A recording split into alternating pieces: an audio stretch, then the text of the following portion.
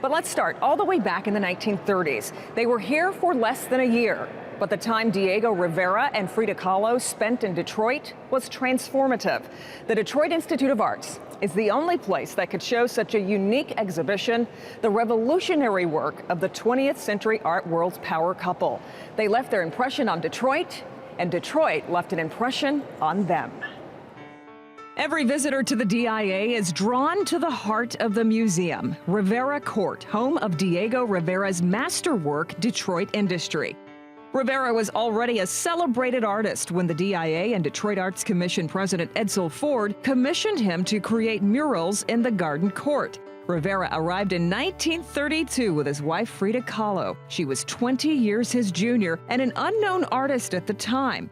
When Kahlo was a teenager in Mexico City, a devastating bus accident broke her back, pelvis, and leg, injuries that would haunt the rest of her life. The couple was nicknamed the Elephant and the Dove, both strong personalities, politically active communists, and both with deep ties to their Mexican culture. She hated Detroit. She hated the weather. She didn't like gringos. She hated the food. She was intimidated by all the wealth and deeply disliked the very wealthy women that she had to have lunch with and all this kind of thing. The couple lived in the building now called the Park Shelton, but in the 1930s it was the Wardell, an extended stay hotel. The Detroit Experience Factory gives guided tours of the city, including one that traces Kahlo and Rivera's time here. Unfortunately, the exact apartment, the exact unit that they lived in, that has been lost in the annals of history. We don't know exactly which one it was. We do know the Wardell did not allow Jewish guests. When Rivera demanded they change that policy, it was changed. Staying at the Wardell meant a very short commute from home to his daily work, and while Rivera painted, so did Kahlo. In addition to living here, Freda actually set up a studio in a second bedroom that probably looked a lot like this one. She spoke pretty good English, but she pretended that she didn't understand some things and would drop obscenities into the middle of sentences when she was having lunch with people.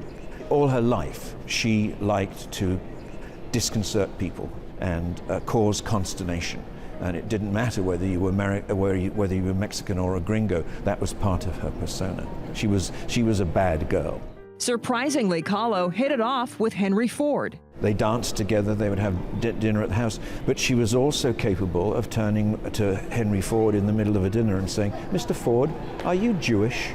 knowing that he was one of the great anti-Semites of the time. Some people think that although she had developed a Mexican dress that we think of her always wearing, in fact we have footage here where she's wearing very nice two-piece suits and this kind of thing, and an impetus towards her developing this Mexican dress was her way of dealing with the fact that she couldn't have all the pearls and the furs and all these kinds of things that the ladies of Grosse Pointe that she was socializing with. Rivera socialized at the Scarab Club, a gathering place for artists just behind the DIA. He often ate lunch at the club and signed a beam in the second floor lounge. Pablo Davis was the last surviving artist that worked on the frescoes with Diego Rivera. He was 16 at the time, then he survived to the age 96, and he signed the crossbeam actually covering up the D in Diego Rivera in 2001. Today, the Park Shelton building, where Kahlo once lived, contains a boutique named after her.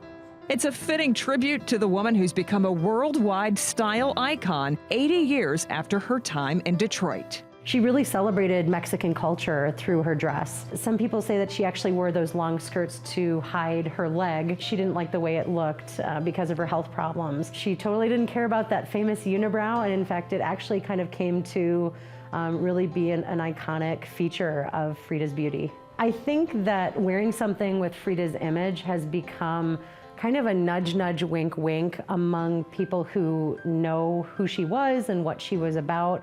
A few months after arriving in Detroit, Kahlo suffered a miscarriage and spent nearly 2 weeks in the hospital. Kahlo desperately wanted to be a mother, but the lingering effects from her injuries prevented it. Kahlo depicted the excruciating event in a painting called Henry Ford Hospital. It's her kind of breakthrough picture in a really almost horrible way. It's where she found her basic vocabulary about herself, about pain, about blood, about love. And her style sort of suddenly emerged. The Freda Kahlo that left Detroit when her husband was finished, was the Frida Kahlo that we recognize today. The DIA exhibition celebrates both artists. Ironically, while Rivera was a star during their time in Detroit, Kahlo has since eclipsed his popularity and fame. Freda is really an artist for our times. First, she was rediscovered, really written back into the history books in the 70s, somewhat, but not entirely, to do with the feminist movement and the rediscovery of women artists. But then she really is, I mean, this is the age of Facebook and, you know, everybody telling the world about everything about themselves, and that's the kind of artist she is. Rivera finished the murals in 1933. The creation of an automobile, 2 miles of production line, is compressed into 2 walls. Rivera even added a little whimsy to the panels. There's Dick Tracy and one of his arch enemies. The rest of the panels are more metaphorical.